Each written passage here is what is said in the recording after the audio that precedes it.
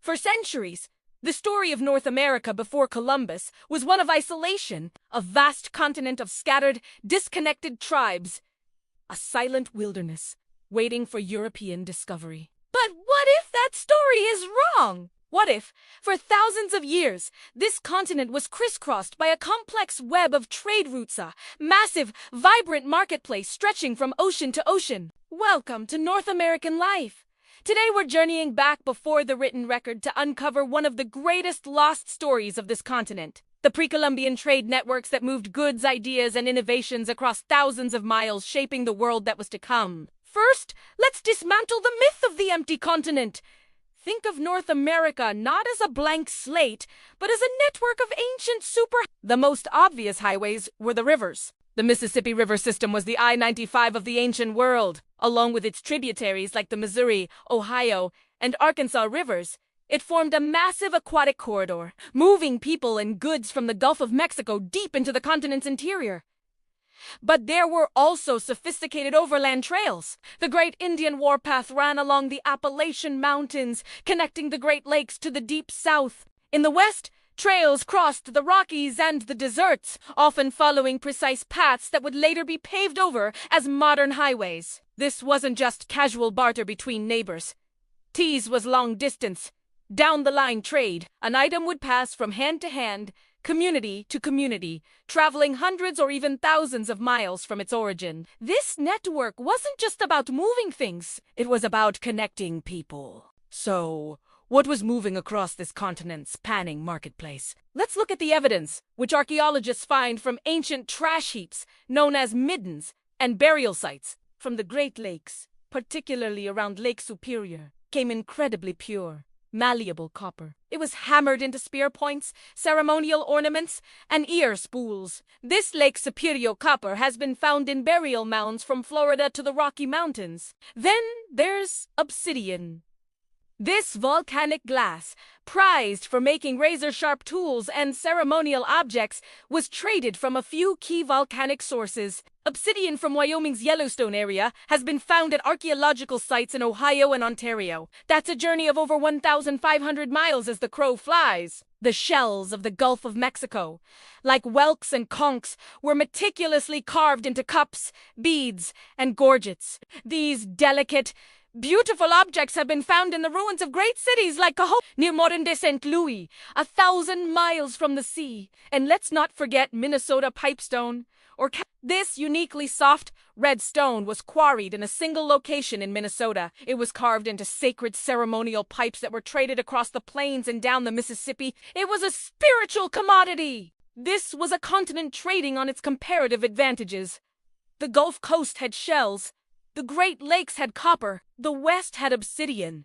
The plains had bison robes. And through trade, they all shared in this continent's wealth. All these routes needed hub-central places where goods were exchanged, cultures mixed, and ideas sparked. These were the great metropolitan centers of pre-Columbian North America. The greatest of these was Cahokia, located near modern-day St. Louis, at the confluence of the Mississippi, Missouri, and Illinois rivers. It was the ultimate nexus. At its peak around 1050 AD, it was larger than London at the same time, with a population of 10 to 20,000 people. Cahokia was a melting pot. In its soils, archaeologists find Gulf Coast shells, Lake Superior copper, Rocky Mountain, obsidian, and Appalachian mica. It was the New York City or Singapore of its day, a cosmopolitan, powerful city that grew rich and powerful by controlling and facilitating trade. But Cahokia wasn't alone. In the southwest, Chaco Canyon was a dominant hub for a vast network connected by straight engineered roads. In the southeast, Spiro Mounds was a powerful religious and trade center. These hubs were the engines of cultural and technological innovation for the entire continent. The most profound impact of these trade routes wasn't the objects themselves, but what traveled with them. Along with copper and shells came cultural and religious ideas. We see this in the spread of the southeastern ceremonial complex, a shared set of artistic symbols, rituals, and religious motifs involving serpents, winged beings, and sacred eyes. This southern cult spread along the trade routes, creating a shared spiritual language across much of the continent. Perhaps the most important trade item wasn't a luxury good, but a staple crop: Maize.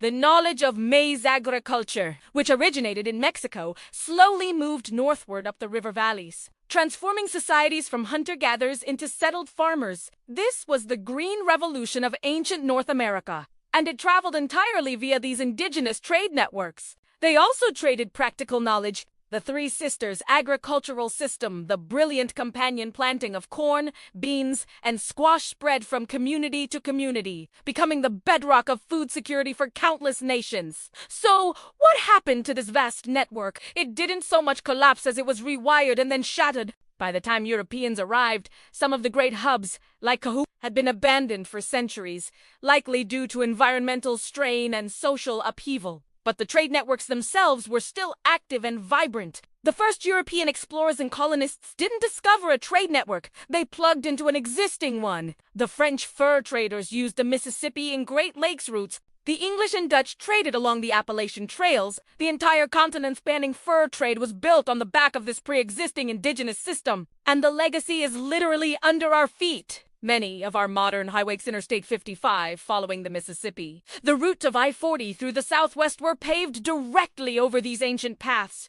The continent was mapped out long before the first European cartographer arrived. The story of pre-Columbian North America is not one of silence and isolation.